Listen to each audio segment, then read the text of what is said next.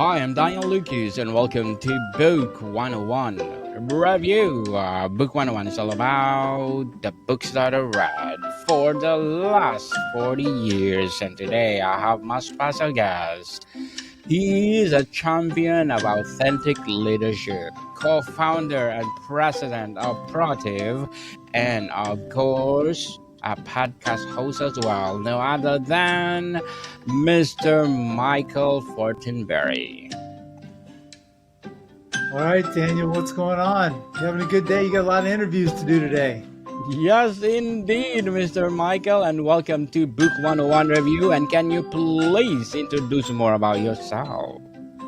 Yeah, so my name's Michael. I'm owner of a company, a software company where we lean into helping contractors build really cool company culture around performance. And something we developed inside of our construction company, kind of born of my co-founder and I's experience, mine coming out of the U.S. Army, his coming out of building a painting company straight out of college. And what we really looked at was how do we build a really amazing team of people, because we have a cool team of people that cares about each other and we support each other. There's nothing we can't do. And so we really found that the secret to building a successful company was to build successful people within that organization, to care deeply about them, to help them achieve the things that they were looking for. And the further we went down that road, the more opportunities we found. And that's really what led us down this path to Protiv. Mr. Michael Fortinberry, thank you so much for sharing your knowledge to the world. And let's talk about building company culture. Can you tell us about this? So a lot of companies say, look, I'm going to care a lot about my customer, right? I'm customer first. But if you think about it, unless you're a sole proprietor, you're not necessarily the one taking care of your customer. Your people deliver your product, and that product is what takes care of your customer, that product or service. So your objective as a leader shouldn't be so much to say, oh, customer first, but it should be to say people first. And what that means is, as a leader, you've got to really learn how to put your people first. And what that means is caring about them at a human level, not just what they do for you, not just them as the back, but caring about their brain and their home life and really helping them to become who they want to be. And if you'll invest enough into your people, I think this is a Zig Ziglar thing. If you give enough to them and help them get what they want, then you'll get what you want. And that's really, I think, the objective that we should have as business owners. Interesting indeed, Mr. Michael. And what does company culture mean to you personally as a founder?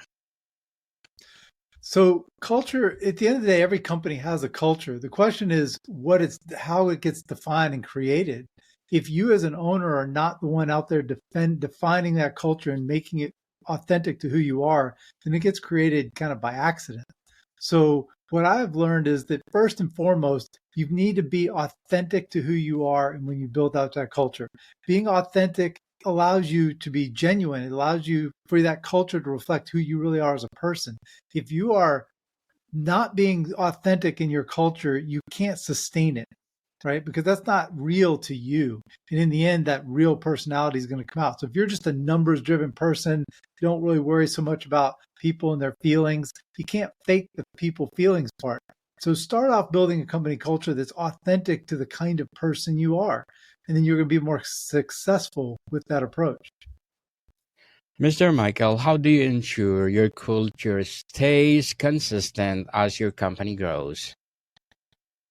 Well, I'll tell you, that comes right on the back of being authentic. It's easy to sustain it if it's real, right? It's when we start to try and be something we're not as a leader. We're trying to build a culture that doesn't really reflect who we are, that it's not sustainable. So if you want a culture that sustains and lasts for a long period of time and really carries forward deep into your organization, it's got to be real. And you've got to live it in real life. So when you've got the opportunity to go and reflect that culture back to your team, they should see that in a very genuine way through your behaviors. I'll give you an example. If your culture is really focused on we're going to finish projects on time, and if you've got to kind of give up some family time because the most important thing is finishing the project, that's fine. Then if Bob needs to take time to get to his kids, it's culturally, that's not what we do. We focus on getting the job done. But maybe your culture is, look, your family comes first, right? Work can wait. And so if Bob needs to get over to take care of some family stuff and the project's going to be a little delayed, okay, that's who we are as a culture. You can embrace either one of those. It's not right or wrong. It's more being genuine to the kind of company you want to have and the way that you want to treat your people. What core values did you prioritize when building your team? I think trust is a huge one, and you can anchor so many ripple effects and elements off of trust. When you have trust in your organization, you can communicate more freely. So if I say, Daniel, God, man, you're so crazy. Now, if you don't trust me, you might think, wow, Michael thinks I'm crazy. But if we're friends and we hang out together and we know each other and you believe in me, you know that I'm pulling your leg and we can communicate. We can communicate as peers and friends. And that opens up a more seamless type of communication. Communication anchors our ability to make rapid change based on changing situations, which is common in business. But if I can't communicate openly with you, I get trapped. And the anchor of that ability comes from trust. Very well said, Mr. Michael. Beautifully articulated. What role does leadership play in reinforcing culture? So, as a leader, one, I believe that it's important to put your people first. And that concept, though, a lot of people don't understand. What does that mean, put your people first? And what I think it really comes down to is, how do you care more about where they're going than you do about yourself? And if someone comes into your office one day and says, I want to go start my own shop, and maybe they're going to actually be a competitor now. What's your response to that? Maybe you've got a painting company. One of your guys says, I'm going to go start my own painting company. Wow, I just trained this guy. He's been with me for a few years. Now he's going to go off and compete with me. You know what? Great. Go help him. Be his first customer. Hire him to do some of your work. Help your team lean into what they need to be successful in their lives, what their dreams are. Sometimes you're going to find that what people want to do is plant their own flag and move on in their own directions. Good. Be supportive of that. I know it's kind of frustrating sometimes to lose good people, but that is the right approach to have to caring about people, about putting your people first. Because when you do that, it's going to ripple into the way everybody sees working for you, that you care about them. And if you want them to care about your business and to care about your customers, you have to evidence that you care about them. Mr. Michael, can you share an example of a time when your company culture was truly tested? Yes, we had someone that we caught stealing from us, and they ended, we had to let them go. Their spouse worked for us, and she started kind of riling everybody up to say, look, we think everybody should leave. And we had probably 100 employees at that point, and she's trying to get all these people to leave. We had to let her go. And we had a lot of disgruntled people because that one gentleman had been pretty popular. And sometimes, oh, they were stealing and people don't really know if that was true. Maybe we just let him go because he was, outspoken. And so we had to go in and say, look, who do you trust? Do you believe in us? Do we show you that we care about you?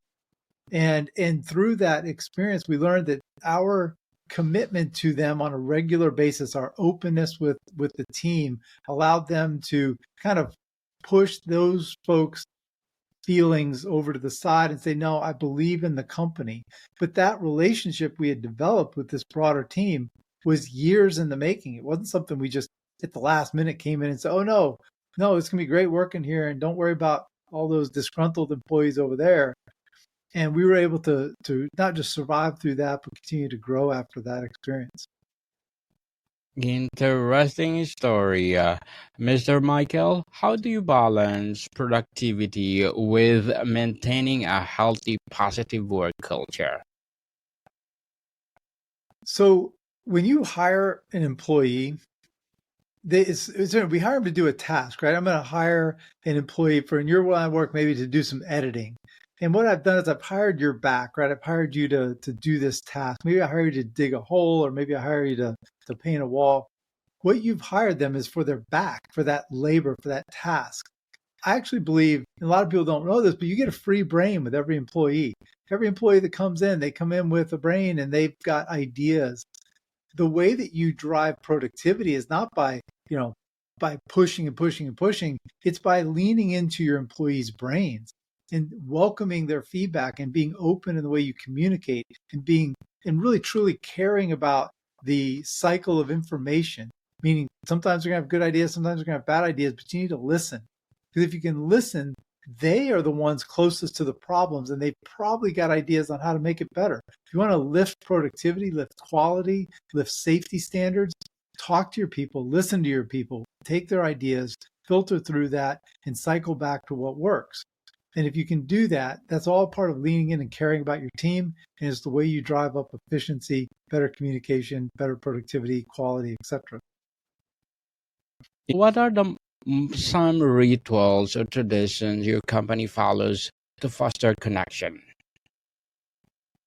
So what we started doing was connecting how much money did we make as a company and being very transparent about how our employees could make more money the same way we do. So we started going to a far more open book, especially around the cost of a project. So on each individual project, the cost of us delivering that work to the customer is very transparent to our team. What we're doing is we're saying, look, if you can help us do this project less expensively, do the work at a higher level of quality so we don't have rework, then we will share very transparently, automatically, those savings that we generate back to you as the worker. And what we're doing is we're creating a sense of alignment between the people in the field and the management team all the time, every single day. And that consistently improved communication, and it balanced out the way that the team looked at financial numbers. We actually lifted the financial literacy of our team around how does this company make money and what do we all do to contribute to that? And when I raise my game, how do I personally benefit from it? What role does diversity and inclusion play in your company's culture?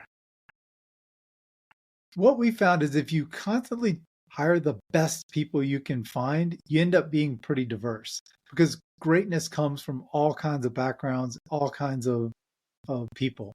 And it's fascinating. Was just in a team thing the other day and people were introducing themselves and how many different cultures and backgrounds were represented in the conversation around the room. There's probably about 15, 18 people in the room. And it struck me. It's like, I don't think we had any two people from the same place and the same type of background. So I find that it's a little funny when we say I'm going to go and artificially hire to a diversity goal. I think if you hire to a talent goal, you'll actually end up with a pretty diverse team. As a champion of authentic leadership, co-founder and president of Protiv and podcast host as well, what are your short-term and long-term goals? In the short term, we're trying to help other companies now to implement cultures of performance so that we can, I think, really ripple through the trade industry and construction in particular, to solve some of these larger labor challenges, skilled labor shortages that we have in construction. We think that culture, productivity lifts, et cetera, are the path to that solution. I think long-term goal, Daniel, frankly, involves a big sailboat in the open ocean. So, I don't know. The sooner we can get out there and sail into the setting sun, the happier I'll be. But we've got some business to build here and some people to help. So I'm having to put my sailing dreams on hold for just a bit longer. Good luck to your goals, Mr. Michael, and looking for more success. How do you recognize a reward contribution in a way that reflects your values? That's actually a really good question. Yeah, I think that the openness and again, leaning back to putting our people first, that we approach our financial performance and how that is shared with the team that performs that work is truly unique. And it's what we're trying to now help other companies to do. If you want to get companies to really understand that level of production that they can generate. How do I get more from my team? How do I align myself with my team? Share with them the upside of them caring about that, and be transparent about it. It's in our world, it's a lot of the focus is I want to overperform to this project, and I'm going to help you to do so. And if you help me to get there, we're both going to perform better. But that takes it takes some financial transparency with your team. And we're real big fans of leaning into the power of your people. Do it every day, every single day. Do it every day. Consistency. People, consistency is one of the key Amen. to success. In what ways do you lead by example to uphold the culture you've created? So as a leader, it is really critical that you be willing to talk openly with your people about these concepts. So in our case, because we are focused on creating production and quality-based targets and kind of a revenue sharing type model with our employees, I think a lot of it is I have to lead with the kind of questions that I might ask my peer. So instead of going to the job site and maybe looking at the work that they're doing through a lens of a manager, go out there and ask them the same questions you might ask your peer. I might go to a job site and ask the foreman and the workers at that job site, hey, are you guys making any money at this job? Are you guys profitable on this job? Not am I profitable on this job, not what are they doing to help me be profitable, but I want to know, are they making money? Because that's an interesting thing, right? They've got their hourly comp, but that's a terrible way to pay people. We're stuck with it, but hourly pay is terrible. What I really am doing is I'm saying, if you guys can help this project come in, are you going to make more? How much more? What is the goal that you've set? And by doing that, I'm showing that I truly am embedded with them into how this job is going to perform financially. We're all on the same page. We're all equal. It becomes a peer relationship about how we build a great company, not an us and them and a management and field and all of those type of things. Can you recommend a book that empowers you, a good leader? Sure. Oh, okay. So I read a lot of books, and one of the reasons I was attracted to talking to you, Daniel, is that to me, that's the whole world of information out there. You don't have to invent anything. A lot of people have written about it. I think if you just really, I'll stick with you asked earlier about the concepts that really can drive some of this. And I think trust was one that I really leaned into. Stephen Covey, who's a very, very well-known writer in the business space. He's written tons of books. He had one a couple of years back. I actually think the title was like Trust and Motivate or Trust and Inspire or something like that. And I just remember in particular, he really leaned into collaboration and personal growth for employees um, in kind of a modern workforce environment. I think a lot of executives today are looking to build better workforce environments, and they need to recognize there's some new communication tools you're going to have to deploy for these Gen Z type workers. And so how do you do that? And how do you create those type of environments, and how you stay inspirational to your team? So I think Covey would be a great starting point for someone who wants to head down this road. Yes, Trust and Inspire by Yeah, Stephen R. trust and inspire. Yeah, Covey. that's it. That's the one. There you go. Yes, highly recommended by Mr. Michael Fortinberry. Please do read Give it it a shot. because this is empowering book. So, Mr. Michael, how do you evolve culture without losing what made it special in the beginning? How do you keep it? I don't think you don't lose culture. It can change if you don't keep managing to it.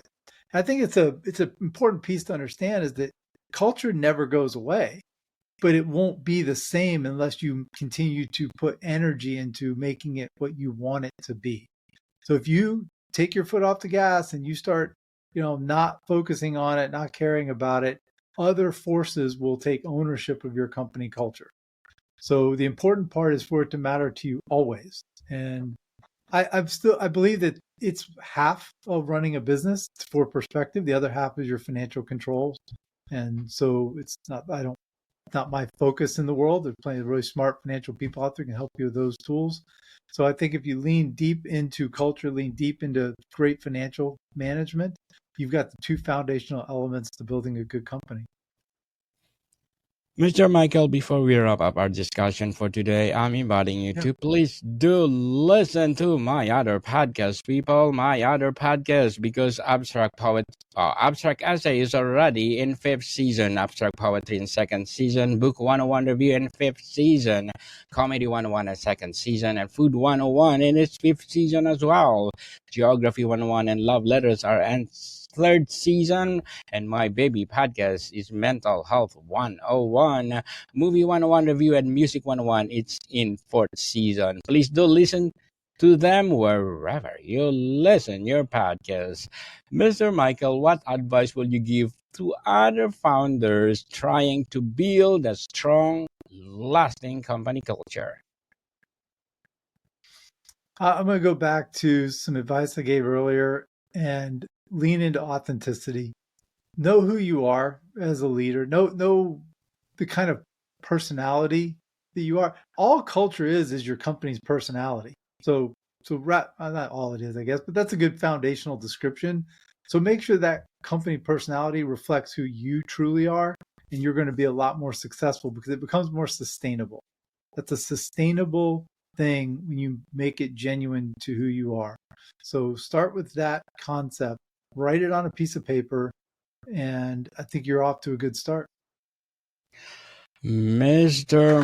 Michael Fortinberry, thank you so much for sharing your knowledge to the world. And can you please invite our listeners to support your podcast as well as your company itself? Yeah, absolutely. So if you're interested in learning more, email michael@protiv.com. Feel free to reach out.